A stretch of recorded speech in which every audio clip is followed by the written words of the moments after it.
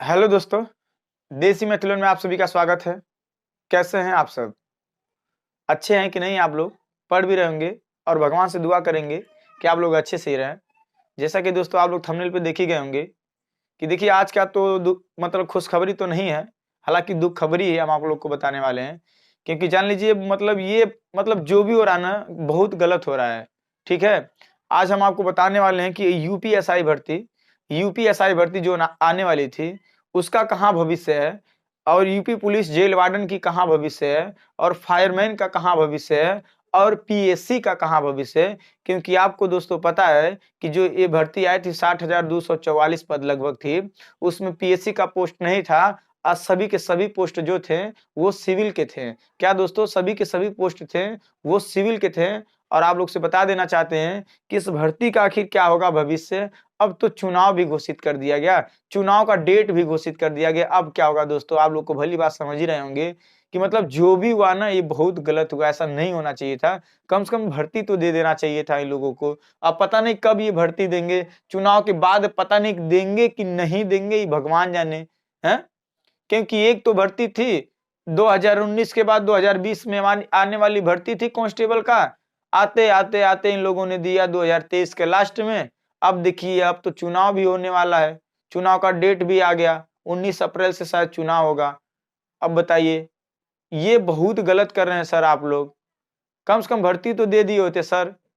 हाँ, दे दिए होते भर्ती, नहीं तो कम से कम अभी तो चलिए कांस्टेबल की भर्ती तो चल ही रही है ना, ना फायरमैन का देना होता, ना जेल वार्डन का दिए होते, ना पीएससी का दिए होते। कम से कम सर यूपीएसआई का तो भर्ती आप लोग दे दिए होते हैं।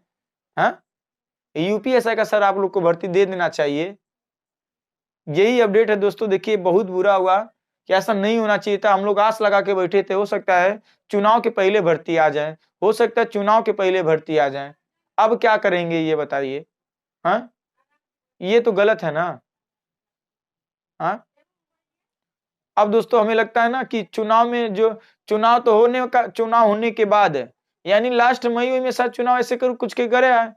अब तो आप तो भूल ही जाइए हमारे हिसाब से ना दोस्तों। ये सरकार का ठीक है, जो भी भगवान अब सरकार की कहा है, हम कितना सरकार सरकार करें। सभी लोग सब कोई हर सरकार यही काम करती है, चुनाव में मुद्दा ला देती है नौकरी को, चुनाव में मुद्दा बनाती है सिर्फ नौकरी हम देंगे, चुनाव में सब नौकरियां देते हैं। हम किसको गलत ठहराए? फिर भी यार इतना नहीं करना चाहिए, आपको यूपीएसआई की भर्ती दे देना चाहिए था। हैं? चलिए मान लीजिए जेल वार्डन की अभी है। हाँ, कम से कम अभी पीएससी की पोस्ट जो आने वाली थी ना, पीएससी की पोस्ट हम आपसे बता रहे हैं कम से कम 12,000 पीएससी की पोस्ट। 12,000 केवल ना, केवल गर्ल्स का आएगा इसमें, केवल लड़कियों के लिए आएगा 12,000 पद। सोच लीजिए, हो सकता है कम से कम पोस्ट अगर आए तो 20,000 पद केवल स्पेशल आएगा। 20,000 पद आना चाहिए लड़कों का, समझ रहे ना। और लगभग लगभग बताया जा रहा था कि 2420 पद जो आएंगे वो यूपीएसआई के आएंगे। इसका पद जो है वो बढ़ा भी जा सकता था, लगभग 3200 प्लस कर दिया जाएगा। ये भी बात यहां तक आ गई थी, तो कम से कम कर देना चाहिए था। जेल वार्डन का कम से कम अगर भर्ती आएगी ना दोस्तों, जेल वार्डन की अगर कम से कम भर्ती आएगी तो 5,000 प्लस ही आएगी, जेल वार्डन की भर्ती आएगी। समझ रहे ना। फायरमैन की कम से कम अगर भर्ती आएगी ना तो 1,000 ऐसे करके कुछ आएगी, यानी टोटल फायरमैन और जेल वार्डन का मिला के ना दोस्तों कम से कम 6 या 7,000 भर्ती तो देने वाले हैं लोग। हैं? अरे भैया ठीक है, कोई बात नहीं है, मुद्दा बना ले लिए होते हैं, जेल वार्डन का मुद्दा बना लिए होते हैं, चुनाव का लेके चले गए होते हैं, इसको बाद में करा दिए होते हैं, फायरमैन का बाद में करा दिए होते हैं। तो कम से कम भैया ये सब तो नौकरी करा देनी चाहिए, यूपीएसआई का करा देनी चाहिए आपको। ये पीएससी का पद है जो आप लोगों ने कहा था देने के लिए, वो भी तो करा देना चाहिए। है, तो दोस्तों जान लीजिएगा यही सब पद आप लोग की आने वाली थी भर्तियां। ठीक है, अभी तक के लोग दिए नहीं। अब देखिए क्या करते हैं, चुनाव भी घोषित हो गया, अब ये लोग क्या करते हैं ये इनके ऊपर है। पर ये जो भी हो रहा है ना बहुत गलत हो रहा है, ऐसा नहीं होना चाहिए।